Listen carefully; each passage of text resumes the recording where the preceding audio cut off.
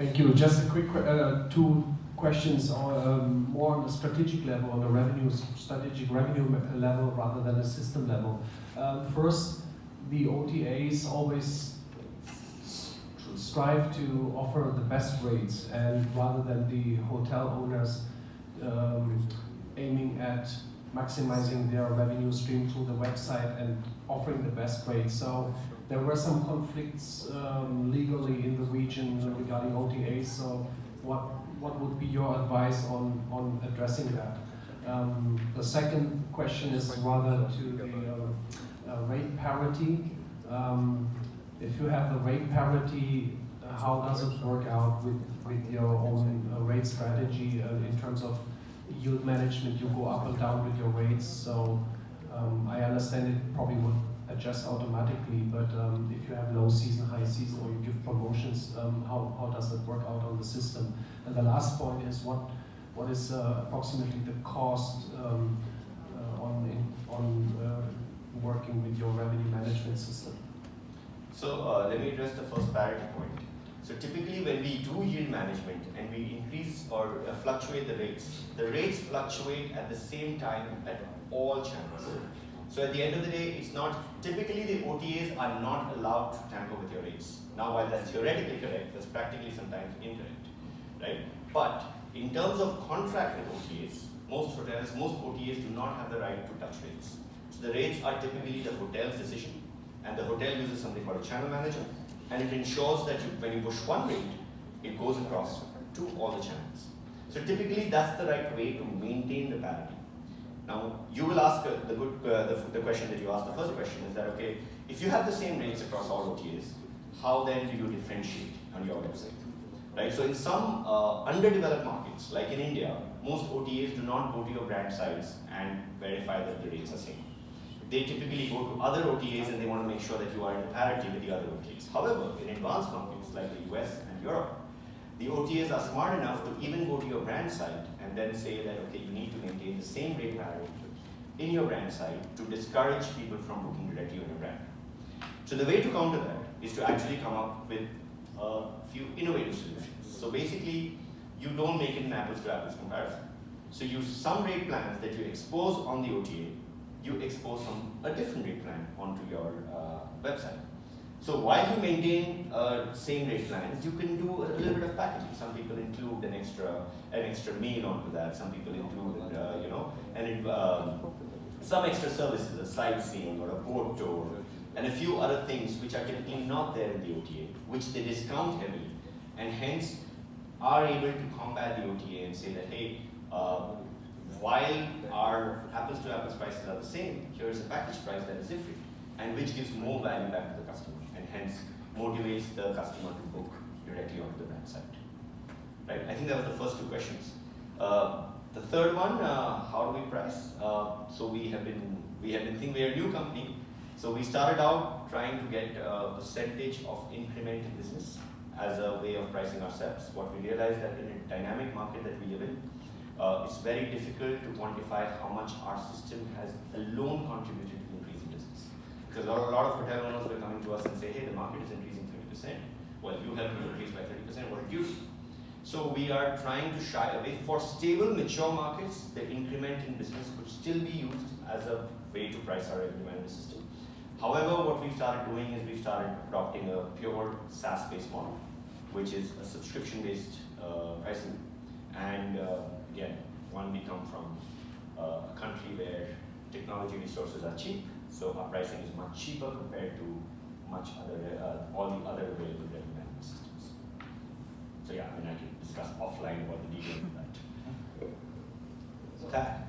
It's a flat. It's a monthly fee-based subscription. Okay, and is there a minimum of the contract duration? No, we believe in the value that we can add to a particular hotel, so we don't believe in contracts. So we say that, okay, if you don't like our system, you have a right to discontinue it at any time, because we believe that you will like it so much that you never want to part with it. Thanks a lot, Siddharth. Time for lunch? Okay, one more question.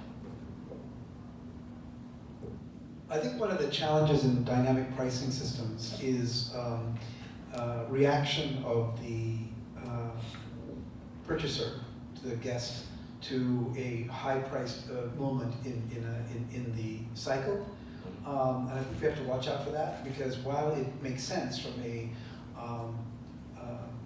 very logical, rational way through your charts, people will remember, oh, because it's Chinese New Year, for example, you know, we're being raped by because, and this happened in Malaysia through an airline we know called AirAsia, which was flying for Chinese New Year, and people were saying this is a very unethical thing to do because it's a religious holiday. And so, how do you deal with that reaction? Is that something that happens? And it happens all the time. In fact, see, increasing the price on a high demand period is usually not the problem, because that is expected. The harder part that we deal with is someone who has bought ahead of time and paid a higher price, where the other guy waits for the last minute and gets a cheaper price.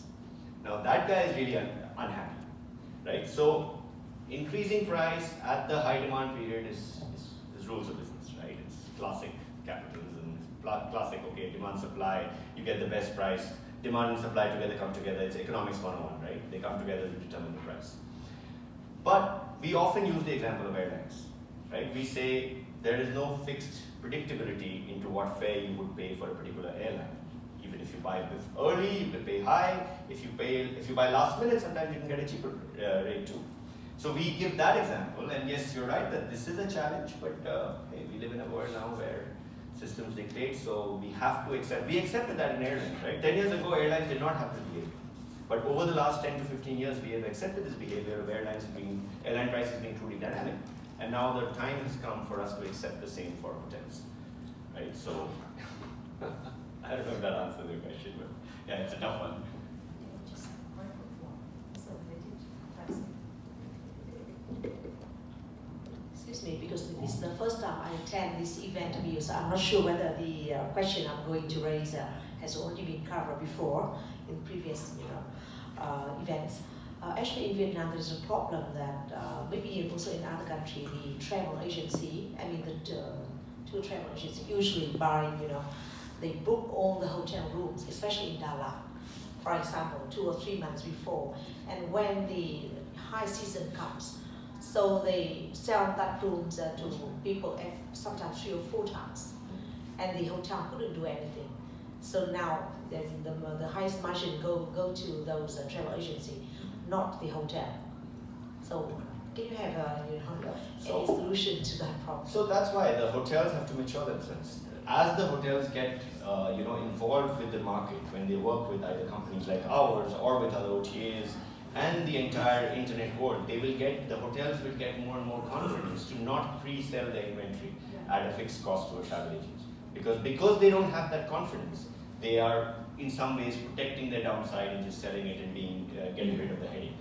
But I feel that there should be from your government and from your side, there could be an education program, there could be, we need to handhold the hoteliers to educate them of all the available tools. Maybe we can support some agencies who can help these hotels list themselves online with all this foreign international tourists coming in. I'm sure if these guys follow the basics of enlisting themselves on online channels and getting business directly onto their hotels, either through their website or through the OTAs, they would not find the need to pre-sell themselves to a travel agent and hence part with the maximum profit to the travel agents, right?